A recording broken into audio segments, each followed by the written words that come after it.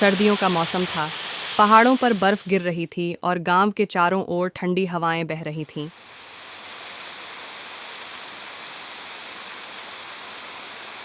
छोटे से गांव में गरीब परिवारों की हालत और भी खराब थी। अरे सूरज कब निकले गाइस, ठंड ने तो मार ही दिया। गांव में सुरेश नाम का एक किसान रहता था। वह मेहनती और ईमानदार था, पर उसकी गरीबी ने उसे हर तरह से जकड़ रखा था। सुरेश की पत्नी सावित्री और उसका 7 साल का बेटा छोटू उसके परिवार के सदस्य थे। बाहर लगातार बारिश हो रही थी, जिस वजह से सुरेश काम पर नहीं जा पा रहा था, जिसे 2 वक्त की रोटी के लिए भी वह परेशान हो रहे थे। घर में राशन भी खत्म हो गया है। अब हम क्या करेंगे? बाहर लगातार बारिश हो रही थी, जिस वजह से सुरेश काम पर नहीं जा पा रहा था, जिसे 2 वक्त की रोटी के लिए भी वह परेशान हो रहे थे। और अब तो सुरेश के घर की छत भी टपकने लगी। अरे अब मैं क्या करूं? एक तो यह ठंड ऊपर और बारिश भी रुकने का नाम ही नहीं ले रही। ऐसे में मैं कैसे घर की ज़रूरत को पूरा करूं? जी, हमारे घर की छत टपक रही है।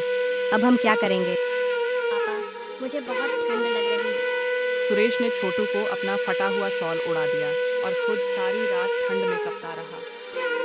जी, आप अभी तक सोए नहीं, क्या हुआ?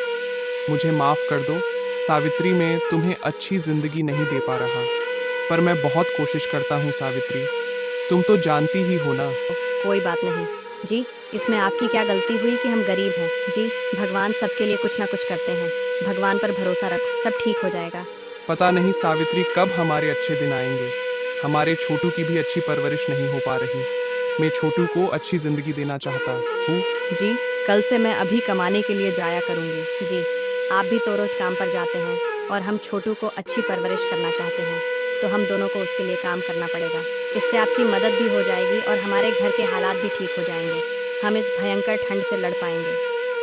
ठीक है सावित्री। सुरेश सावित्री के बाहर काम करने के लिए राजी हो जाता है। सावित्री और सुरेश एक दूसरे से बहुत प्यार करते और एक दूसरे को समझते थे। सावित्री ने सुरेश को अपने साथ ही शॉल में सुला लिया।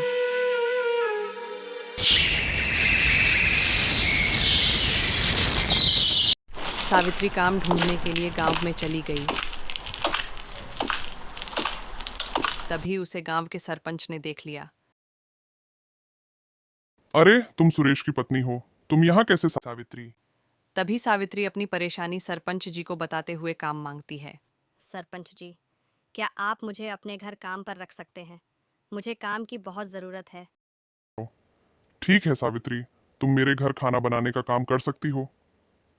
सावित्री को पहली बार में काम मिल गया। यह सुन सावित्री बहुत खुश हुई। सावित्री सरपंच के घर चली जाती हैं। कई दिनों तक सावित्री सरपंच के घर कम पर आती रही। सावित्री बहुत सुंदर थी। सरपंच की नीयत सावित्री के लिए खराब होने लगी। सावित्री सुनो, मुझे तुम बहुत पसंद हो। तुम सुरेश को छोड़ो और मेरे साथ रहने लग जाओ। इतना कहते ही सरपंच ने सावित्री के साथ बदतमीजी करनी शुरू कर दी।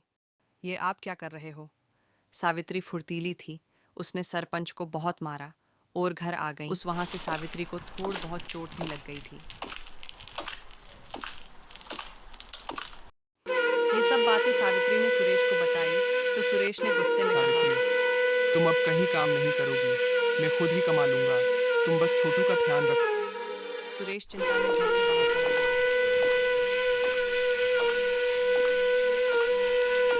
और सोचता है, बस मैं अपने बच्चे और पत्नी को अच्छी जिंदगी तो क्या गर्म कपड़े भी नहीं दे पा रहा। मैं क्या करूं? तभी उसे रास्ते में एक अजनबी मिला। वह ऊनी कपड़ों में लिपटा हुआ था। उसने सुरेश की तरफ देखा और सुरेश की तरफ ही आने लगा। क्या हुआ? भाई मेरी पत्नी और मेरा बेटा इस ठंड से परेशान है। मेरे तो घर की छत भी टपक रही है। हर घर में खाने के लिए भी कुछ नहीं है। मेरे बच्चे के पास तो गर्म कपड़े भी नहीं और उसका गरीब बाप उसे गर्म कपड़े भी नहीं दिला सकता। अजनबी ने 2 कंबल और पुराने गर्म कपड़े सुरेश को दिए। सुरेश की आंखें भर आईं। धन्यवाद भाई साहब, आप तो भगवान का रूप बनाकर मेरे पास आए हो।